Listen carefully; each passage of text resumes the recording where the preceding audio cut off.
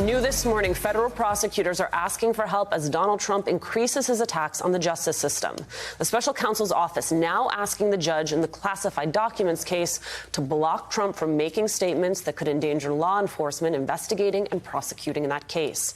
The request comes after Trump falsely claimed the Biden administration, quote, authorized the FBI to use deadly force against him during the 2022 Mar-a-Lago raid. Of course, that is not true. The Justice Department followed standard FBI policy.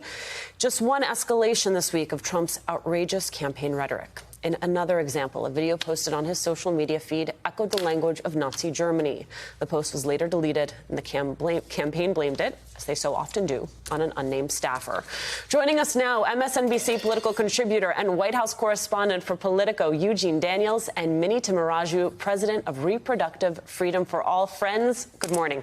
Good morning. It's really concerning. Very, very, very, very concerning. Was anybody else concerned this week? All y'all just need this fascism every day. and the thing is, it is getting to the point where it just feels, oh, well, okay, no big deal. And I think that's, for me, a very concerning thing. When you take that attitude and you layer it into other things that we're going to be talking about over the next couple of hours, from abortion to elections to all these other things that impact people's lives every day, what is systematically happening is a numbing to it. Mm-hmm. And that numbing is a way of when the thing hits, everyone goes, well, why is everybody so upset? I don't get it. I don't understand. I don't know how you guys look at it. I mean, I know in the work you're doing right now, and certainly what you're doing, Eugene, in covering these stories, what are you picking up? What are you seeing and hearing out here from people when they see a presidential candidate out there saying and doing the things Trump is doing in this space, in this sort of fascist space? That's just how Trump is often what you hear from even just regular voters, right? That's just Trump. That's how he talks. He's not serious. Those are the way. And some Democrats think that same way, too. Like, we've heard this from him before.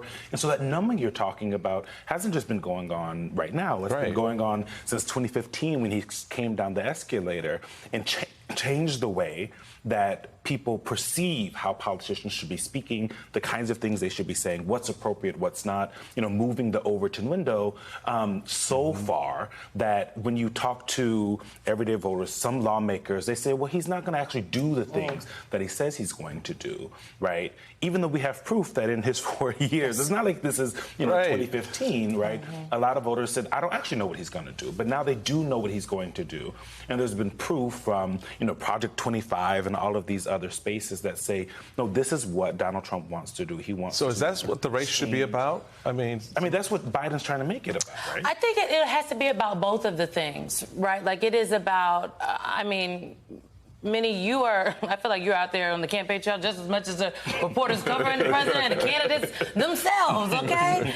A little mini candidate. A little mini candidate out here. Minnie's like, no, please. My staff is like, I have a job. Absolutely not. Folks out there, when you talk to people across the country, like literally, as I like to say, regular folks that are living their lives and they're going to participate in this election, you hear about the, Trump, but you also hear about what they're dealing with in their families, the grocery store. They're worried about their health care, their kids, housing, right? And so it's a both and. It's not an either or, I think.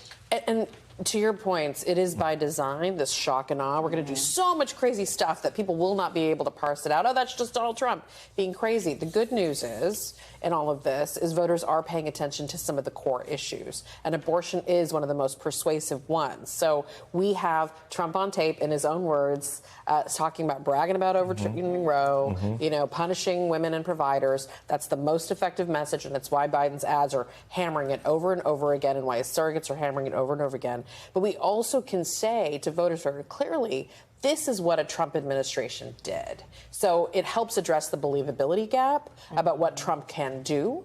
And we have a chance to really explain what Democrats can and will do. So it's great that Senate Democrats are going to have votes on right to contraception and IVF. You're going to see a lot of the Biden administration folks out in the next month talking about abortion, birth control, reproductive freedom. So the former president has given us the framing for the America he wants to create, an American Reich. What was stunning to me about that was how it landed. With a thud? Yeah. Okay, so it wasn't just me. I don't think folks know what Reich is. Yeah. I think that. Come on. I cannot be.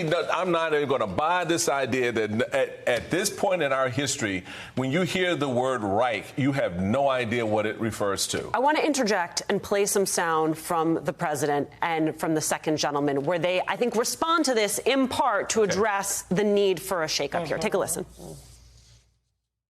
What's next for America? Is this on his official account? Wow. A unified Reich? That's Hitler's language. That's not America's. He cares about holding on to power. I care about you. If Jewish people are going to vote for Joe Biden, they have to have their head examined. The last person I'm going to take advice from as a Jewish person is a known anti-Semite who's had dinner with anti-Semites, who said there was good people on both sides after Charlottesville. He's the last person I'm going to take advice from. I think that speaks to your point, though, right? That there's the recognition of a necessity to take people by the shoulders and say, this is not normal. Out of it. Yeah, it's not normal. And it's one of those things that I just find frustrating. The Trump campaign's excuse was this was not a campaign video.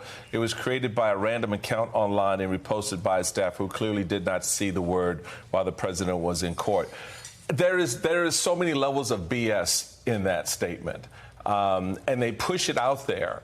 And there is no countermeasure to it. I mean, outside of what we just saw from the president and the second gentleman, there is this sense I get in the communities out there that it just does a thud. It just doesn't land the way I think when I heard it, I literally was stopped. I had to go back and I pulled it up and looked at it in the fine print of it just to make sure that it wasn't being misreported because it was so jarring. And yet... But I think the point that you made, Simone, about not everybody understanding the reference is actually why it was so smart for the president to do that video and say, those are Hitler's words. We have to keep spelling out for voters. We assume voters are smart. It's not that they're not smart. It's that they're not paying close attention to every little gotcha moment, right? And Trump is counting on it. Right. He's counting on us not paying attention, right? Yeah. So the campaign's being really smart. He's counting on us not paying attention, but he's also counting on the fact that he is selling his supporters an alternative narrative of what is happening. So you take, for example, his claim about use of deadly force at the Mar-a-Lago incident and search and seizure, and not acting as though that is standard protocol. Here is Merrick Garland responding to that claim. That allegation is false, and it is extremely dangerous. The document that is being referred to in the allegation is the Justice Department's standard policy limiting the use of force. As the FBI advises, it is part of the standard operations plan for searches, and in fact, it was even used in the consensual search of President Biden's home.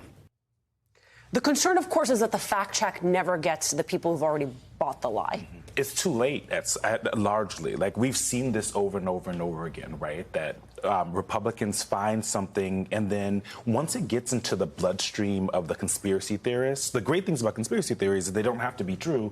And any fact that you try to interject with, they say, well, you're part of the deep state. You're part of the problem, right? So it doesn't actually matter once it gets into the bloodstream. And you watch how it happens. Marjorie Taylor Greene says that she wouldn't call Trump to make sure that he knew that that they were ready to kill him. He wasn't there, first of all. These are things that always happen. So a larger problem is that you have a lot of folks who are in government, and think about Marjorie Taylor Greene or Lauren Boebert, who don't understand how government works and don't understand, like, standard operating procedure. You don't change that. It is standard, no matter who the person is that you're searching and seizing.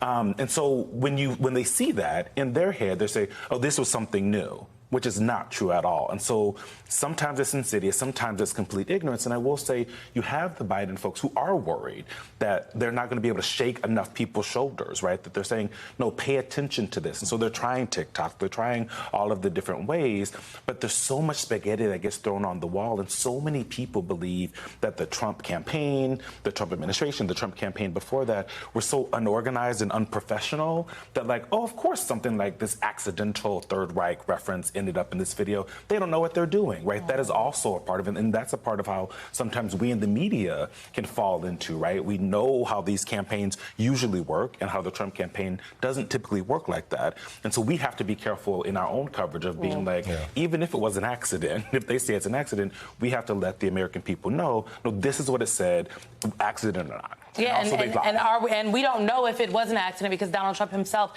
has been posting on his social media site from court, and I find it very laughable that they tried to blame it on a young woman staffer for him. I know we have to go to the next thing, but the Politico, I think, put the finest point on this about fascism. Regardless of how or why the video made its way onto Trump's social media feed, the incident highlights a broader problem for the GOP. Right-leaning corners of the internet are absolutely inundated, inundated with fascist or fascist-adjacent content, and that content is increasingly making its way into more mainstream conservative discourse.